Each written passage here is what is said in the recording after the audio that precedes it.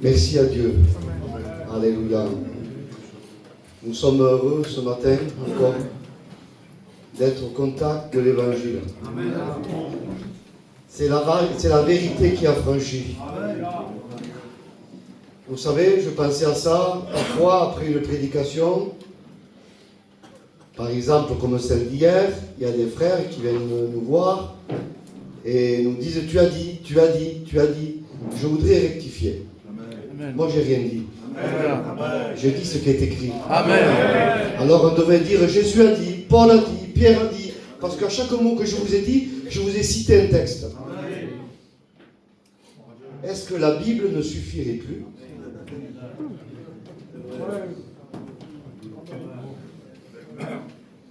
On n'a pas de force contre la vérité.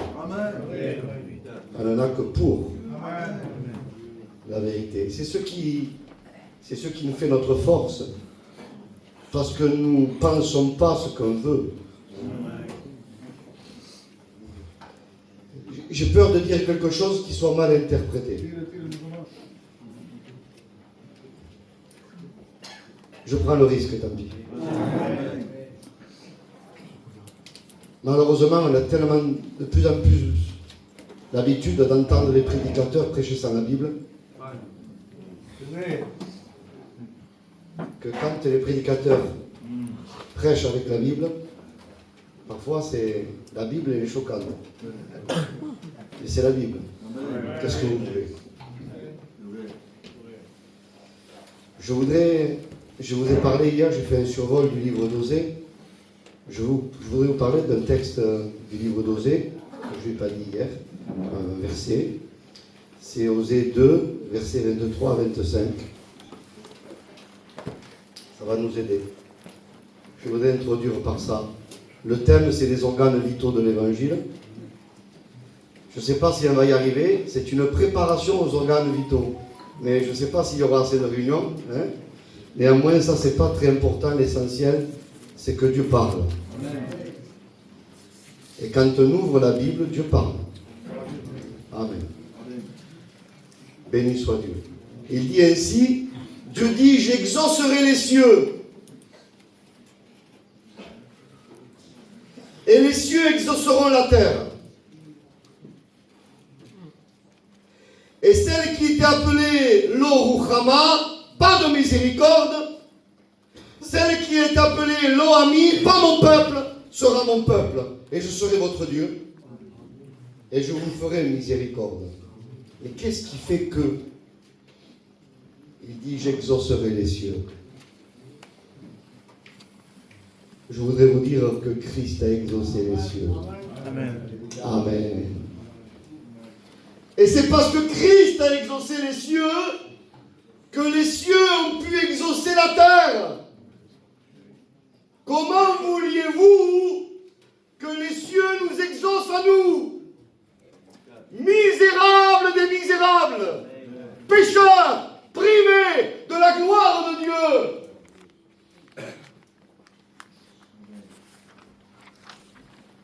Mais il a exaucé les cieux. Je voudrais vous dire que la croix, c'est pour vous. Michée 5, verset 1 à 2 dit, « Toi, Bethléem Ephrata, petite parmi les milliers de Juda, de toi sortira pour moi. » Dieu dit, « De toi sortira pour moi. » La croix, c'est pour Dieu.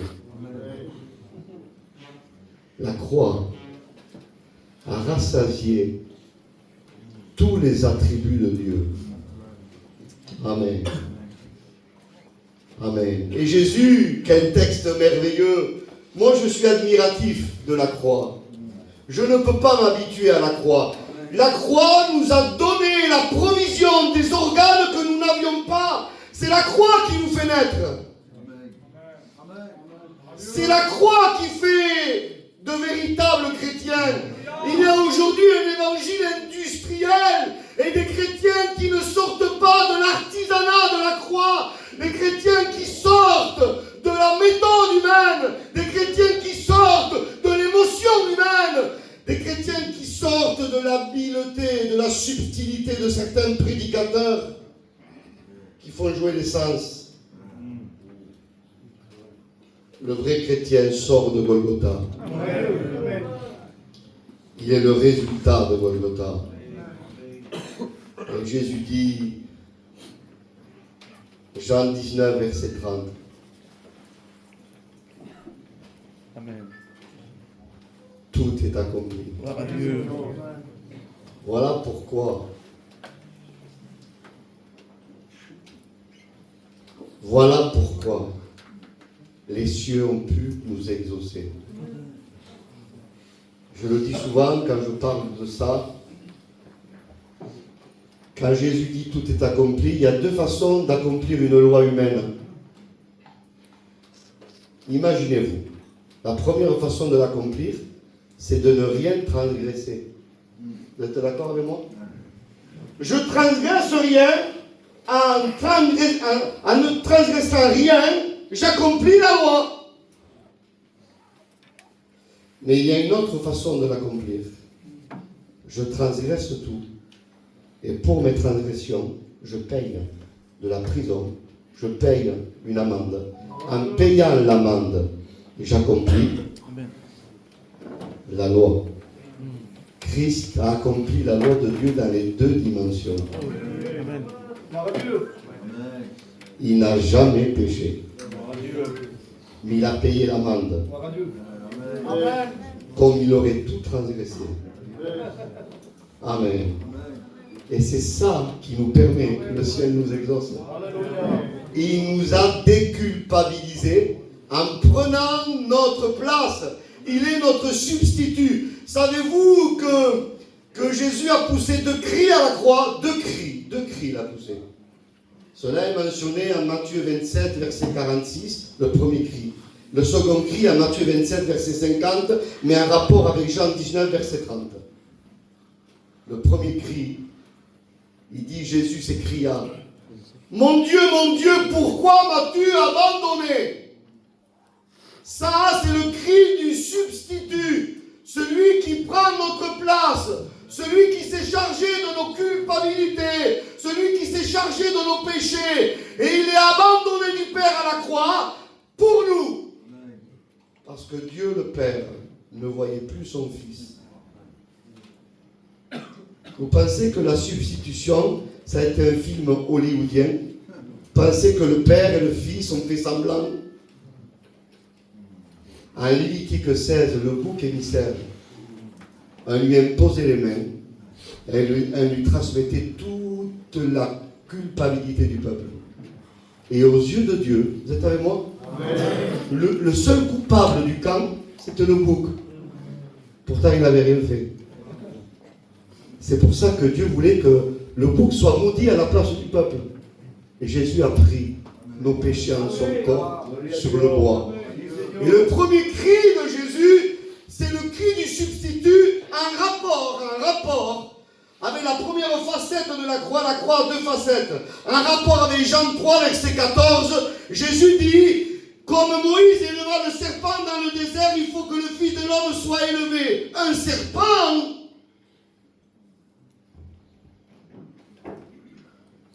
Est-ce que Jésus est le serpent? Jésus est l'agneau de Dieu. Excusez-moi au respect que je vous dois à tous. Le serpent, c'était nous. Et Jésus accepte de prendre notre image. La correspondance se trouve en Nombre 21. Soyez avec moi. Hein. Pas que vous ratiez une seconde là. En Nombre 21, les serpents avaient mordu Israël. C'est Dieu qui avait envoyé les serpents, parce que Dieu est pédagogique. Parce que les serpents, c'était eux. Et Dieu a voulu qu'ils se fassent mordre par leur propre venin, pour qu'ils comprennent qui ils sont. Pareil, avec Exode 15, ils ont bu l'eau de Mara. Et dès qu'ils ont bu l'eau, ils l'ont recraché. Parce que l'eau amère, c'était eux. Et c'est comme Dieu dirait à Israël, voyez-vous comme vous êtes mauvais? Mais il y a une solution, il y a un bois. Amen. Amen. Et le bois a été jeté dans l'eau et l'eau a été assainie. Amen. Voyez, Dieu est pédagogique. Et là, Israël avait été dans une position très difficile. Ils étaient mordus par les serpents, il y avait la mortalité. Et Israël va dire à Moïse, mais prie ton Dieu qui nous éloigne ces serpents. Ils voulaient être éloignés, eux. Et Dieu dit à Moïse, non, tu vas te faire un serpent d'airain. De la même effigie que ceux qui ont mordu Israël. Les reins, c'est le jugement. Le serpent d'airain, c'est Jésus dans la substitution. Il prend l'image des coupables. Vous êtes avec moi? Il y avait des serpents et un serpent. C'est-à-dire toute la culpabilité des serpents sur un seul. Qui prend l'effigie des serpents. Et il paye à la place des serpents. C'est ce que nous étions. Nous étions par nature des enfants de colère. Nous avions une nature reptilienne. Je comprends Paul quand il découvre le Christ. Vous êtes avec moi? En acte 9, des écailles tombent de ses yeux. D'où ça vient les écailles? Qui sait qu'il y a des écailles? La nature reptilienne. La nature en rébellion contre Dieu. La première facette de la croix. C'est pour ça, ce matin, je le dis, on est dans un culte. Hein? Mais la véritable révélation de la croix, ce n'est pas un tableau, c'est un miroir. Quand Dieu me révèle la croix, il me montre qui je suis. Le serpent, c'est moi. Et il me montre qu'il lui a pris ma place. Qu'il a accepté de prendre mon effigie. Et quand, imaginez-vous la souffrance du Messie Jésus. Soyez avec moi, s'il vous plaît, imaginez-vous. Parce que la croix est très mal comprise.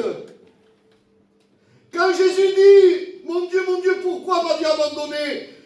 Jésus n'a jamais ressenti les regards du Père comme il a ressenti à ce moment-là. Puisque le Père ne voyait plus son Fils. Et Jésus sentait les regards du Dieu vengeur sur lui.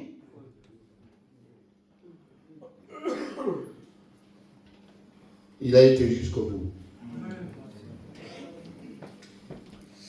Ça, c'est le côté, on va dire, pile de la croix.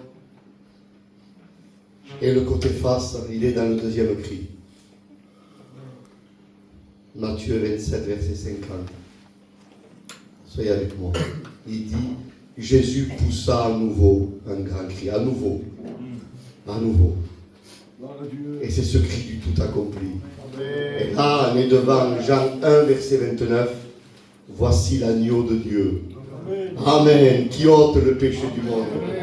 Alléluia. Il est l'agneau de Dieu. Il est l'agneau de Pâques. Il est notre Pâques. Et il a ôté nos péchés. C'était prophétisé, ça. Il y a dans la Bible, hein, parce que quand il dit l'hébreu, non, la Bible, parce que la Bible, voilà, la Bible a été écrite en hébreu dans l'Ancien Testament. C'est la langue que Dieu a choisie. Je voudrais vous dire ce matin, ceux qui dénigrent l'hébreu dénigrent la Bible. Je m'excuse. Et dans Exode 12, verset 3, il y a un texte en hébreu qui n'a jamais été traduit. Jamais. Ni par les rabbins, ni par les chrétiens. Il dit, vous prendrez un agneau par famille et par maison. Le texte hébreu, Ish se, vous prendrez un homme agneau.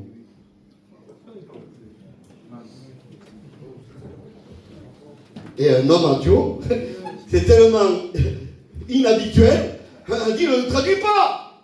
Comment est-ce possible un homme agneau? Et quand Jean-Baptiste voit Jésus, Amen. Je suis sûr que Exode 12, verset 3 a tapé à son esprit.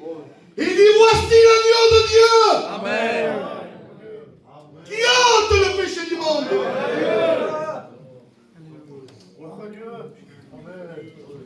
j'exaucerai les cieux. Et les cieux exauceront la terre. Gloire à Dieu. Il nous a fait naître de nouveau. Oh, que c'est beau. Comment s'habituer à ça? Oh, que c'est beau. Jacques 1, verset 16, il dit, ne vous y trompez pas.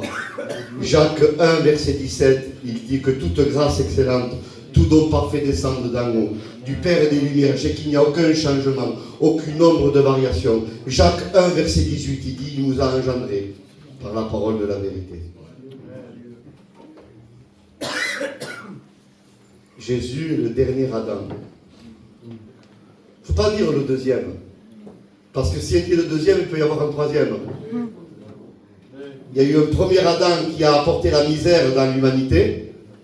Et il y a un dernier Adam qui a réparé. Il a réparé. Il est le réparateur des brèches. Vous savez, en hébreu, pour dire la réparation, on dit tikkun. Tikkun haolam, la réparation de l'univers. Vous savez ce que vient le mot tikkun, réparation, en hébreu? Ça vient du mot tinok, un bébé. C'est-à-dire que la réparation et le mot bébé en hébreu, c'est le même mot quasiment. Quand un bébé naît, aujourd'hui en Israël, on dit un tinok.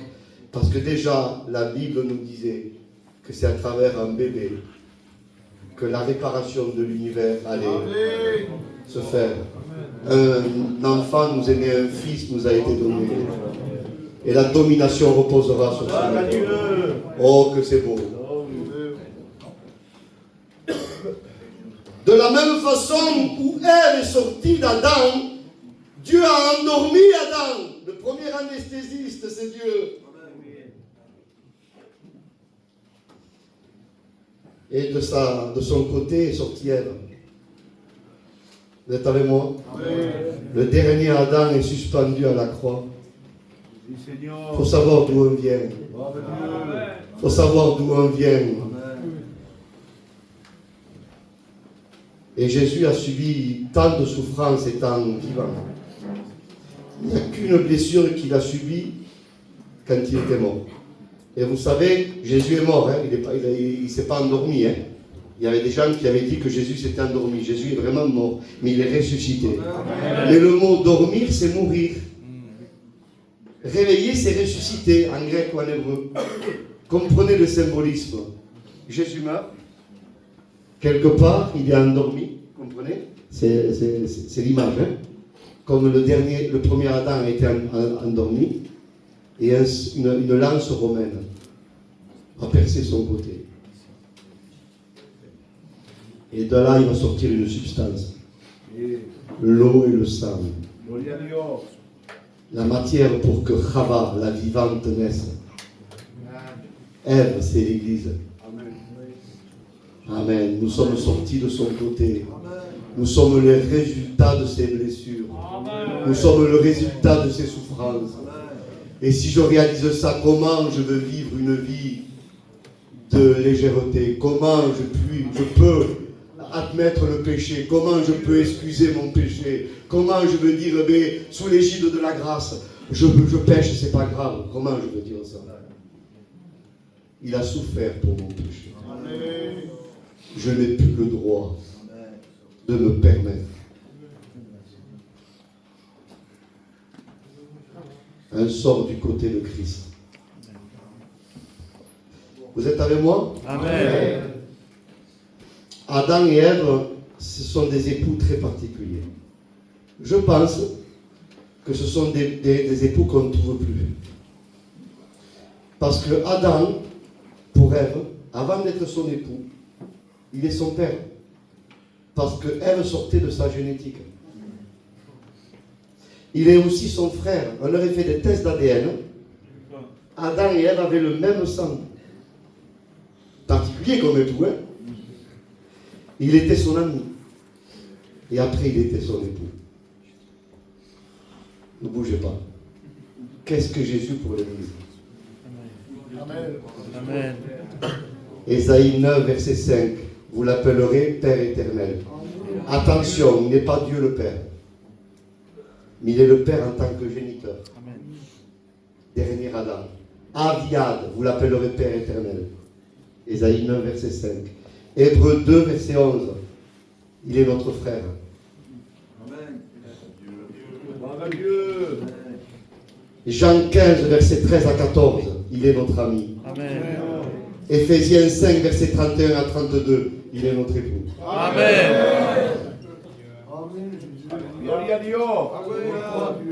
La grâce est parfaite. Amen.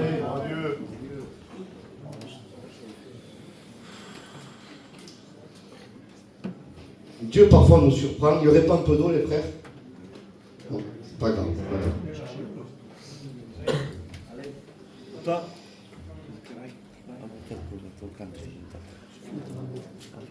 Merci. Dieu nous surprend. Un jour, il y a un jeune frère. Je ne sais pas s'il est dans l'auditoire. C'est pas la peine qu'il se dévoile. Je ne sais pas s'il est là ou ailleurs. Je ne sais pas. Un jeune frère, il avait tout son cœur. Il me pose une question par téléphone. Il me dit, Michael, peux-tu m'expliquer la grâce? Et moi, je me mets à rire. Vous comprenez très bien. Parce qu'au téléphone, expliquer la grâce. Je crois qu'une vie ne suffirait pas. Et je crois que pour je sais pas, pour la saisir, il va falloir toute l'éternité.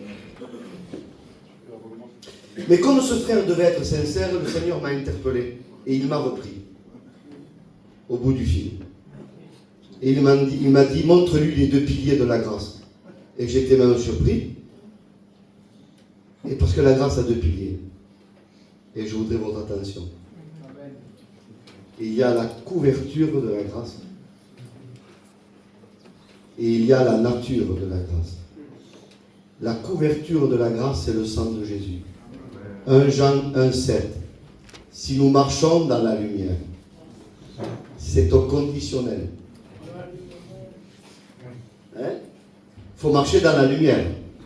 Nous sommes mutuellement en communion et le sang de Jésus, son Fils, nous purifie de tout péché. Dans le grec, c'est un verbe duratif. Soyez là, s'il vous plaît, soyez là ce matin. Il ne dit pas il nous a purifiés, il ne dit pas il nous purifiera, il nous purifie. C'est une constance. Au respect que je dois à tous mes frères ce matin, il n'y en a aucun ce matin qui est assez bon pour se passer du sang. Amen. Celui qui dit qu'il est assez bon, qui se lève. Je pense que personne ne va se lever. La couverture est parfaite. Mais il n'y a pas que la couverture. Le danger aujourd'hui, c'est qu'on prêche que la couverture de la grâce. Mais il y a la nature de la grâce. C'est la nouvelle naissance. Amen. Celui qui est né de Dieu, Gloire à Dieu. 1 Jean 3,9, ne veut plus et ne peut plus vivre dans le péché. Donc je résume.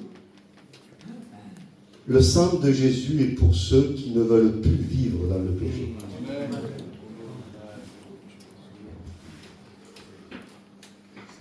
Alors il faut expliquer. Celui qui est né de Dieu ne peut plus vivre dans le péché et ne veut plus vivre dans le péché. Néanmoins, Paul, parce que c'est bien, parce que la Bible, elle répond à tout. Vous le croyez ça? Amen. La Bible répond à tout. Et parfois, il y a une double vérité dans l'écriture, et on ne doit pas en écarter une pour l'autre. Il faut accepter les deux. Paul, quand on le voit s'exprimer en Romains 8, il montre la solidité du salut. Extraordinaire. Rien ne me séparera de l'amour de Dieu manifesté en Jésus-Christ. Ni la mort, ni la vie, ni les choses présentes, ni les choses à venir. Mais ce même Paul, et je voudrais que vous ouvriez aux oreilles ce matin. 1 Corinthiens, chapitre 9, verset 27. Il dit, je tiens mon corps en bride, assujetti, de peur d'être disqualifié, d'être rejeté, d'être désapprouvé. Il y a plusieurs synonymes. En même temps, Paul était conscient du tout accompli et de la solidité du salut en Jésus-Christ, mais en même temps, il dit, je tiens mon corps en bride de peur de perdre ce qu'il avait reçu. Frères et sœurs, cette crainte de Dieu est inclue dans la nouvelle naissance. C'est-à-dire qu'on doit veiller sur nos vies tous les jours. Amen. Ce même Paul, qui va dire en 1 Corinthiens 15, verset 51, à 1 Thessaloniciens 4, verset 16, que nous allons ressusciter et nous allons partir à la rencontre du Seigneur dans le désert. Ce même Paul va dire en Philippiens 3, verset 10 à 11, si je puis arriver à la résurrection d'entre les morts.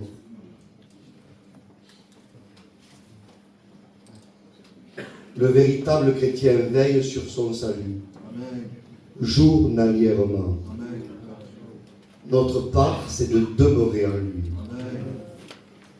C'est important parce que c'est l'Écriture qui le dit. Toute l'Écriture le dit. C'est important qu'on dise ça ce matin. Ézéchiel 28, quand il parle de l'adversaire, c'est le roi de Tyr. Superficiellement, historiquement, mais dans, si vous voulez, une profondeur supplémentaire, c'est l'image de l'adversaire qui a été déchu dans le ciel. Il dit que Satan, avant d'être Satan, il était un chérubin protecteur. Je vous pose une question. Est-ce qu'il était un vrai chérubin? Bien sûr que oui. Il était protecteur. Il était rempli de sagesse. Il était intègre. Il marchait au milieu. Il était dans la montagne de Dieu. Il marchait au milieu des pierres étincelantes. Il mettait le sceau à la perfection. Il était parfait en beauté. Vous êtes avec moi? Vous avez remarqué? Il était. Mais Jésus, il ne dit pas il était, lui. Il est. Le même hier, aujourd'hui et éternellement. Vous savez ce qu'il est dit de l'adversaire? Quand il dit qu'il était parfait dans la beauté, on pourrait traduire il était plein de lumière. Vous êtes avec moi? Il n'y avait aucun compartiment de son être qui n'était pas illuminé. Et pourtant, l'iniquité a été trouvée chez lui. Et il a été déchu. Mes frères et sœurs, mes frères bien-aimés, je crois qu'il y a quelques sœurs. Hein? Veillons. Amen. Nous avons reçu la nouvelle naissance et elle doit demeurer en lui tous les jours. Jésus dit à Jean 15, demeurez en moi, demeurez. Et que mes paroles demeurent en vous. Béni soit Dieu. Amen. C'est tellement important. Béni soit le Seigneur. Donc, voyez, ce que nous voulons, c'est être renouvelé. Amen. Parce que l'homme nouveau doit se renouveler. Je bois un peu d'eau. Je voudrais attendre quelques secondes pour que vous n'ayez pas trop, dire des choses. Bon, ça vous va pour l'instant? Amen. Béni soit Dieu. L'homme nouveau se renouvelle. Colossiens 3:10. Revêtir l'homme nouveau qui se renouvelle dans la connaissance de celui qui l'a créé. Il se renouvelle à son image.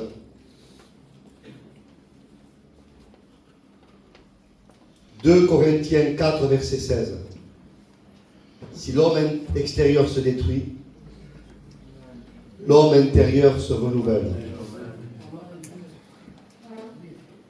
Psaume 103, verset 5. Tu renouvelles, le son littéral, hein? Tu renouvelles ma jeunesse comme l'aigle. Romains 12, verset 2. Le renouvellement de l'intelligence. Tite 3, verset 5. Le renouvellement de l'esprit. Psaume 51, verset 12. Crée en moi un cœur pur, renouvelle en moi un esprit bien disposé. Lamentation de Jérémie, chapitre 3. Tes bontés se renouvellent chaque matin. Amen. Donc l'homme nouveau a besoin de renouveau. Amen. on doit être renouvelé à son image. Je voudrais donner une note, si vous permettez, ce matin. Vous savez, il dit de l'adversaire, toujours pareil, Ézéchiel 28, vous le trouverez au verset 17. Il a corrompu sa sagesse par sa beauté. Vous êtes avec moi? Oui. Qui c'est qui lui avait donné sa beauté? C'était Dieu. Mais il a corrompu sa sagesse par sa beauté. Quand il dit en Genèse 1, verset 26, créons l'homme à notre image et selon notre ressemblance.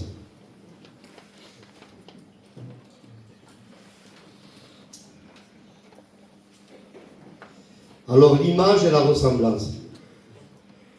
Ça vous voit pour l'instant, vous ne dormez pas? Ce sont des synonymes. Image, tselem en hébreu. Ressemblance, démout.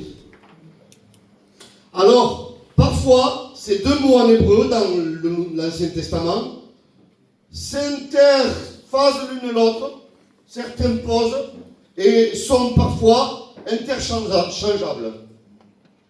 Ressemblance et image. Mais quand ils sont positionnés, soyez avec moi s'il vous plaît.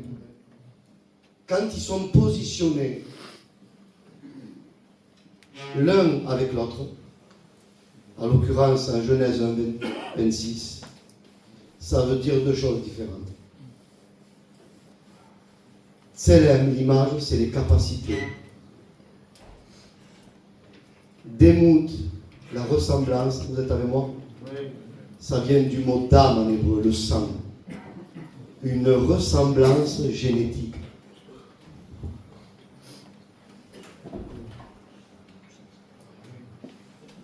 L'adversaire a corrompu sa ressemblance génétique par ses capacités. Parce que les capacités et les dons, on l'a dit hier, ne sont pas des garanties. Ça peut toujours continuer à fonctionner. Des dons, disons-le ce matin, les ministères, ça peut toujours continuer à fonctionner. Le message, la prédication, mais ce qui va donner de la valeur aux dons, à la capacité, c'est le caractère qui ressemble à Christ. Amen. Et parfois, on a gardé le tselem et on a perdu le démout. Parfois, le don est là. Parfois, la capacité est là. Mais parfois, le caractère n'y est plus. Nous devons chercher d'abord le caractère. Après la fonction. Mais d'abord le caractère. C'est tellement important. D'abord le caractère.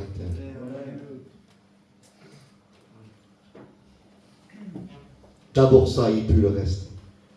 Vous savez, je le disais dernièrement, Cantique des Cantiques, 7, verset 2. Qui sont beaux tes pieds dans ta chaussure. La chaussure, c'est le zèle. Et vous avez remarqué, Dieu porte plus d'intérêt aux pieds qu'à la chaussure. Parce que parfois un zèle excessif, parfois un cache-misère.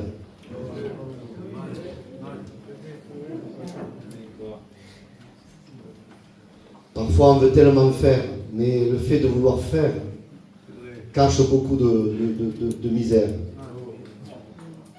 Et c'est comme Dieu nous dit ce matin, je vois la qualité de tes pieds au travers de tes chaussures. C'est bien le zèle de l'évangile, mais curieusement, nous, c'est la chaussure qui sublime le pied. Vrai ou pas? Mais selon Dieu, ça ne marche pas comme ça. Selon Dieu, c'est la qualité du pied qui sublime la chaussure. Ce qui mettra en valeur ton don, ta fonction, c'est ta marche avec Dieu. Amen. Je comprends mieux que quand le grand Moïse, en Exode 3, s'approche du buisson ardent, Dieu lui dit, Moïse, attends! Ôte les sandales de tes pieds! C'est pas ta chaussure que je veux voir, c'est tes pieds! Dieu n'est pas un cordonnier qui répare des souliers. Dieu est le podologue divin qui guérit des pieds malades. Amen. Où en sont tes pieds ce matin? Il est bon de se déchausser parfois. Je veux faire. Déchausse-toi un peu. Regarde si tes pieds sont en bonne santé. Je comprends. Je comprends que le souverain sacrificateur, le grand souverain sacrificateur, une fois par an, le jour du Kippour, il se déchaussait. S'enlevait la tiraille, il s'enlevait le costume du ministère. Parce qu'il devait être d'abord pardonné lui. Amen. Amen. Tu veux que Dieu te renouvelle, mon frère? Ne viens pas avec ton ministère devant Dieu. Amen. Il faut que tu viennes comme une brebis. Amen. Enlève le pectoral. Enlève les épaulettes. Viens en tunique de lin pieds nus, va. Parce que Dieu ne répare pas des fonctions, Dieu guérit des brebis. La brebis. C'est la brebis qui se cache sous la fonction. C'est la brebis qui sublime le ministère. Et ce n'est pas le ministère qui sublime la brebis. C'est la qualité de la vie de la brebis. Parfois, nous, les pasteurs, on oublie qu'on est des brebis. Tellement s'habituer à s'occuper des brebis. Mais tu ne sais pas que tu en es une? Il faut se rappeler peut-être. La différence qu'il y a eu entre Saül et David, c'est que Saül avait oublié qu'il était une brebis. Mais malgré sa désobéissance, David s'est toujours positionné comme étant la brebis. Lui, pourtant, il était le berger d'Israël. Mais dans le psaume 23, il dit, l'Éternel est mon berger. Je ne manquerai de rien. Tu induis ma tête. Et ma coupe, elle déborde. Oui, tu as besoin que ta coupe déborde. Avant d'imposer les mains aux autres. Laisse le Seigneur t'imposer les mains. Va. Laisse le Seigneur te rafraîchir un peu.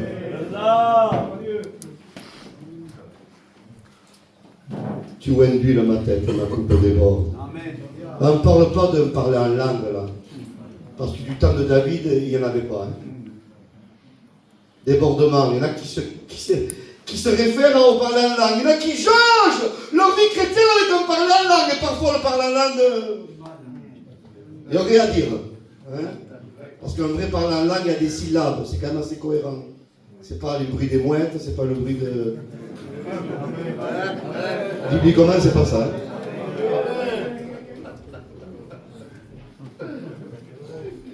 Puis certains recherchent du baptême du Saint-Esprit aussi.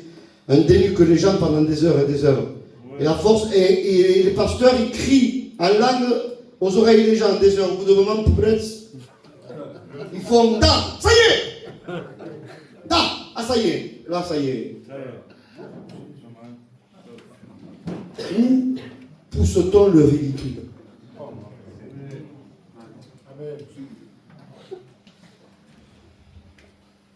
Non, c'est pas ça. Nous sommes pour le parler en langue. Amen. Dans la cohérence biblique. Et dans une vie, on ne valide pas un don spirituel si la vie à côté ne va pas.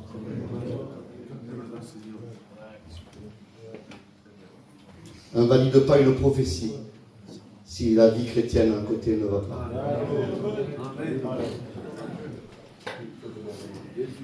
Pas valider ça. Tu induis ma tête et ma coupe déborde. Comme David s'identifie à la brebis, l'Éternel est son berger. Quand la brebis, à un moment donné, il y avait de la poussière et des insectes dans ses yeux au désert, vous savez. Elle ne le voyait plus. Vous savez ce que faisait le berger? Il s'inclinait. Il prenait de l'huile, qui est une substance lourde.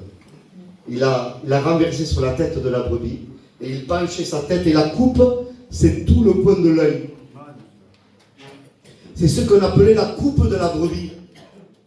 Et l'huile remplissait la coupe, tout le coin de l'œil, et toutes les impuretés sortaient de ses yeux. Et la brebis pouvait continuer à marcher derrière le berger.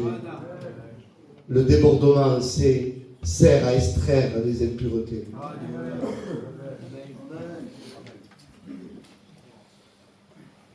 Qu'est-ce qui rentre dans nos yeux?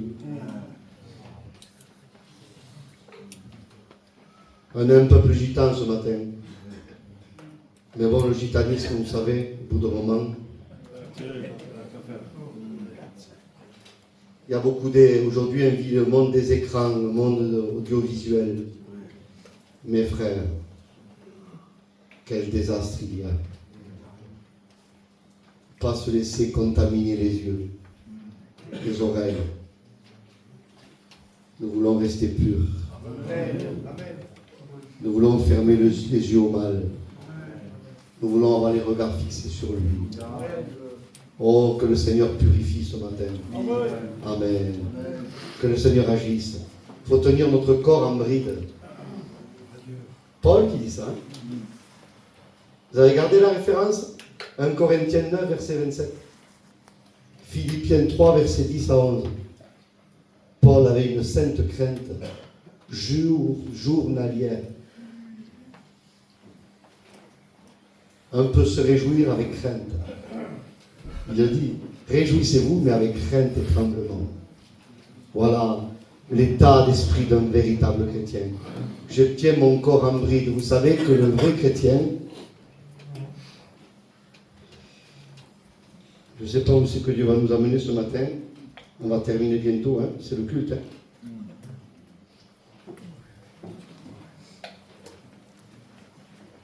Le vrai chrétien, il est mis à sa place par Dieu. Vous savez que nous sommes une création tripartite. Ça va, je vous en embête pas trop. Hein? Et je vais terminer. Tenir son corps en bride. Parce qu'un vrai chrétien domine son corps. La personne qui n'est pas régénérée, vous savez comment ça fonctionne? C'est corps, âme et esprit. Surtout, ce n'est pas du tout la chronologie de celui qui est né de Dieu. Corps, âme et esprit. Le corps n'est pas prioritaire. Ça, c'est l'homme déchu. Mais quand on est né de nouveau, Dieu a remis les choses à sa place. 1 Thessaloniciens 5, verset 23. Le Dieu de paix vous sanctifie lui-même tout entier. L'esprit, l'âme et le corps. L'esprit est prioritaire. Amen. L'intelligence renouvelée. Paul dit en Romains 12, verset 1 à 2, offrez vos corps un sacrifice vivant. Par quel moyen? Vous êtes avec moi? Par le renouvellement de l'intelligence. Je domine mon corps et je l'amène là où il ne veut pas aller. Le corps attend la transformation. Vous savez que notre corps encore n'est pas transformé. C'est pour ça qu'on a besoin du sang. Jusqu'au bout, on en aura besoin. Paul dit qu'il va me délivrer de ce corps de mort. Il dit, je souffre dans cette tente. Parce que tant que je demeure dans cette tente, je demeure loin de toi. Je désire revêtir le domicile céleste. Et le domicile céleste, c'est le corps glorifié. Paul va dire, en Romains 8, nous attendons la rédemption du corps. Celle de l'âme était faite déjà. Et vous savez que c'était prophétisé ça dans l'Ancien Testament pour le tabernacle. Le tabernacle, vous êtes gentils ce matin. Le tabernacle était constitué de 48 planches. Et chaque planche avait 2 socs en argent. L'argent, c'est le rachat, la rédemption. Moi, j'aurais mis une planche, un socle. Dieu dit non. Une planche qui représentait un chrétien, 2 socles. Parce que la Bible nous prophétisait que la rédemption se ferait en 2 étapes. L'âme, puis après le corps. Paul avait le premier socle. Il attendait le second. Il dit, nous attendons la rédemption du corps. Jésus à la croix a payé pour tout notre être. C'est fait, hein? Mais la transformation du corps est à venir. Et tant que ce corps n'est pas transformé, on a besoin du sang de Jésus. Et ce corps est appelé, en fait, en hébreu, vous savez comment on appelle le corps en hébreu? Ça va pour l'instant? Oui? Amen. Encouragez-moi. Gevia. Ça vient du mot goïm, l'étranger. C'est le cas de le dire, c'est le corps étranger. Et le corps, c'est ce qui nous reste de l'homme ancien, le caractère, la chair. C'est pour ça que je dois assujettir mon corps chaque jour, le tenir en bride, comme disait Paul. Par le renouvellement de l'intelligence. Vous savez comment ça se passe, l'homme nouveau? Vous savez comment il fonctionne? La parole sanctifie mon esprit, me donne une sainte intelligence. Puis après, avec mon intelligence sanctifiée, éclairée, je veux sanctifier mon âme. L'âme, c'est les sentiments, les émotions. Et, par exemple, on pourrait lire le psaume 42, verset 6. Quand le psalmiste, on dit, mais à qui il parle? Il dit ainsi, mon âme, pourquoi t'as battu au-dedans de moi? Espère en Dieu. Car il dit, moi, je le louerai encore. L'esprit éclairé par Dieu va éduquer l'âme.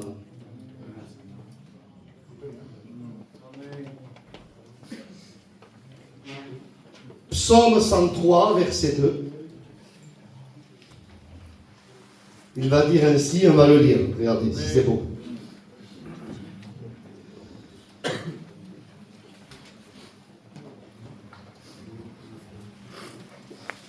Soyez avec moi, hein? Amen.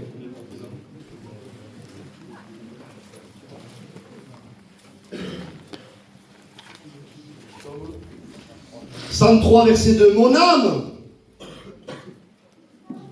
bénit l'Éternel et n'oublie aucun de ses bienfaits. Là, David ne parle pas à Dieu. Il parle à son âme. Il ordonne à son âme de bénir l'Éternel et d'espérer en Dieu. Notre intelligence sanctifiée va sanctifier notre âme. David disait, j'élève mon âme jusqu'à toi. Nous devons éduquer notre âme chaque jour, à prendre plaisir en la loi de l'Éternel. Vous êtes avec moi? C'est le fonctionnement de l'homme nouveau. Et quand l'intelligence est sanctifiée, on sanctifie notre âme. Il dit, ayez les sentiments qui étaient en Jésus-Christ. Et l'homme nouveau, par l'intelligence de Dieu, est un centre de triage. Chaque jour, on doit trier. Ça, c'est pas bon. Ça, c'est bon. Ne prenez pas pour argent comptant le moindre de vos sentiments. Il y a des chrétiens sentimentalistes. C'est pour ça qu'on a besoin de la Bible. Moi, je vous le dis. Hein. Parce que si on n'aurait pas la Bible, on se fierait à nos sentiments. Et nos sentiments deviendraient Dieu. Mais Dieu est plus grand que nos sentiments. Amen. On doit fait réfléchir notre volonté aux paroles qui sortent de sa bouche. C'est pour ça qu'on a besoin de la Bible. Et parfois, quand les sentiments sont touchés, c'est dur. Hein? C'est dur, hein? Quand il y a les sentiments familiaux, c'est dur, hein? Quand ça touche, c'est dur, hein? Mais même si tu pleures, tu dois incliner tes sentiments pour obéir à la volonté de Dieu. C'est pas notre âme qui doit diriger notre vie, c'est la Bible. Amen. C'est la Bible. C'est important. Quand l'esprit est sanctifié, l'âme, après on arrive à Romains 12. On offre nos corps, un sacrifice vivant. L'esprit, l'âme et le corps. Voilà comment fonctionne l'homme nouveau. C'est pour ça qu'il est écrit, et je vais terminer ce matin. C'est pour ça qu'il est écrit, Ésaïe 6, verset 3. Saint, Saint, Saint est l'Éternel.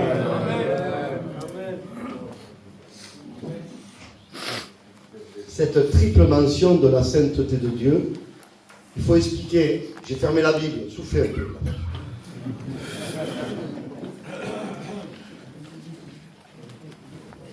Cette triple mention de la sainteté de Dieu, il y a des chiffres de plénitude dans la Bible, il y en a plusieurs. Et le chiffre 3 est indexé à l'espace et au temps. Parce qu'il y a 3 ciels. Paul dit en 2 Corinthiens 12. Je connais un homme qui a été ravi au 3e ciel. Le mot ciel en hébreu, shamaïm, c'est un pluriel. Et il y a 3 temps. Passé, présent, futur. Et on appelle ça quoi? L'espace-temps. C'est Einstein qui avait découvert la relativité. Mais la Bible en parlait avant lui. Qui dit l'espace dit le temps. Et quand il dit Saint, Saint, Saint l'Éternel, ça veut dire que la sainteté de Dieu remplit l'espace et le temps. Amen. Amen. Gloire à Dieu.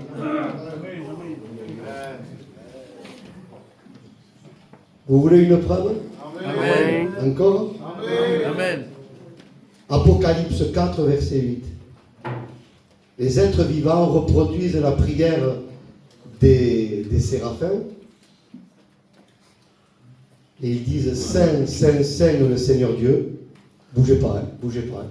Celui qui est, qui était et qui vient. Amen. Passé, présent, futur. Hébreux 13, 8. Jésus-Christ est le même hier, aujourd'hui et éternellement. Amen. Saint, Saint, Saint est l'Éternel. Ça veut dire que la sainteté divine veut remplir notre espace et notre temps. On le laisse faire ce matin. Amen. Qu'il remplisse mon espace. Amen. Je veux qu'il remplisse mon esprit. Je veux qu'il remplisse mon âme. Je veux qu'il agisse dans mon corps.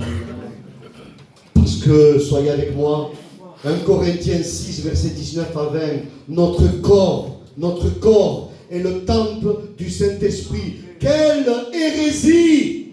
Certains courants évangéliques qui disaient qu'un chrétien pouvait être possédé. Alors que la Bible déclare que notre corps est le temple de Dieu. Comment le corps peut être le temple de Dieu et être une habitation de mauvais esprits? Notre corps est le temple de Dieu. Notre corps ne doit pas boire n'importe comment. Notre corps ne doit pas s'habiller n'importe comment. Notre corps ne doit pas être dans des lieux où on ne doit pas être. Nous, on n'est pas comme les gens du monde. Notre corps, on le tient en bride.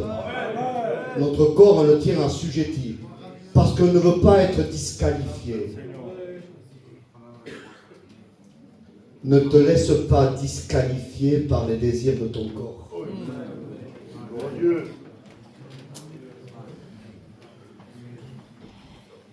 Que Dieu nous accorde la révélation de sa sainteté. Amen. Dans quel état ils se mettent les séraphins? Vous savez que je pense à Ésaïe, moi, quand il voit ça. Lui, un simple homme. Il voit des êtres célestes. Et je termine avec ça. Parce qu'Israël, du temps d'Ésaïe, avait perdu la notion de qui était son Dieu. Il s'était éloigné de ça. Et je vous assure que si on s'éloigne de ça, on n'aura plus la vision de qui il est. Il n'y a pas de réveil sans la Bible. Amen. Il n'y a pas de retour à Dieu sans la Bible. Vous êtes avec moi? Amen. Il n'y a pas de ministère sans la Bible. Même certains disent évangélistes. Souvent dit, j'ai entendu dire moi, que presque il n'aurait pas besoin de connaître la Bible. Mais quelle erreur! Évangéliser sans la connaissance de la Bible, quel dégât! Parce que l'évangélisation, c'est le fondement. Si c'est mal fait au départ, la bâtisse, ça va être difficile. On ne doit pas évangéliser avec éloquence. C'est rien ça. On doit évangéliser correctement. Montrer aux âmes qu'ils sont des coupables. Qu'ils ont besoin de l'avocat qui s'appelle Jésus. Il faut revoir nos évangélisations. C'est tellement important. Israël avait perdu la notion de qui était son Dieu. Et je bénis Dieu que Dieu accorde une vision à Ésaïe. Il voit le ciel. Et il voit des seraphim, des brûlants. Mais vous imaginez, mes frères, soyez avec moi, des brûlants. C'est des anges, mais ils sont brûlants. Se tiennent devant le Seigneur. Et ils se crient. Non, vous n'avez pas compris peut-être. Ils ne disent pas à Dieu, Saint, Saint, Saint l'Éternel. Dieu, il sait qu'il est Saint. Ils se le crient l'un à l'autre. Amen. Je ne sais pas vous, mais moi, ça m'empêche de dormir ça. Parce que comme cri ici, mon frère Tony m'a dit hier, on ne dirait pas que tu as cette voix. Tu sais que je chantais Tony avant moi, pour Dieu. Maintenant j'ai un nodule. Mais nous on est à du sang catalan, gitan, on crie. Il y a les enfants qui parlent des fois dans nos réunions, il y a du bruit. Il y a des gens qui ont des problèmes auditifs. Hein? Mais dans le ciel, y a-t-il la nécessité de crier?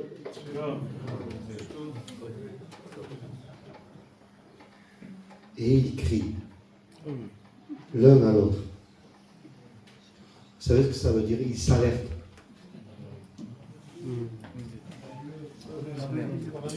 Ils ne veulent pas oublier qui est leur Dieu.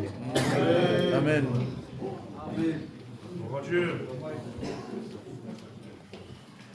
Je ne sais pas, hein. Je dis juste ça, hein. Si les anges sentent le besoin de se le crier,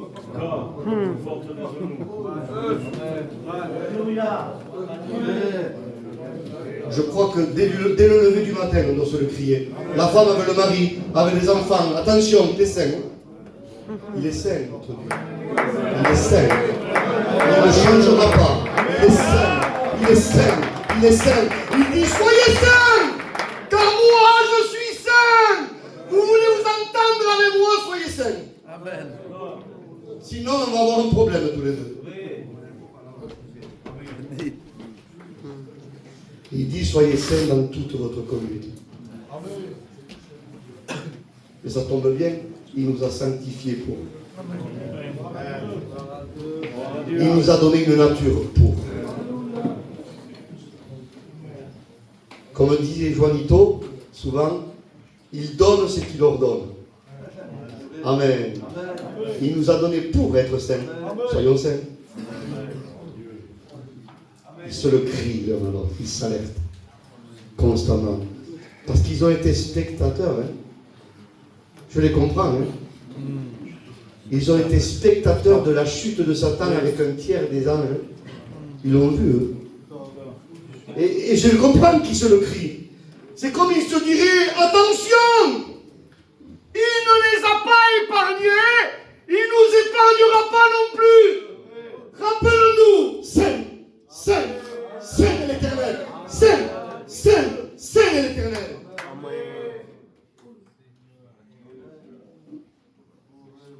Mais j'ai une bonne nouvelle à vous annoncer. Amen. Aucune goutte du sang de Jésus n'a coulé pour les anges. C'est ça. Les anges déçus, fini. Dieu dit dehors. Parce que les anges ont choisi délibérément. Mais nous, on est nés dans le péché. Et Dieu est juste. Pour nous, il y a eu un moyen. Amen. Le sang de Jésus a pris. Amen. Profitons-en ce matin. Profiter du sang, c'est profiter de la sainteté. On s'incline ce matin. Dieu.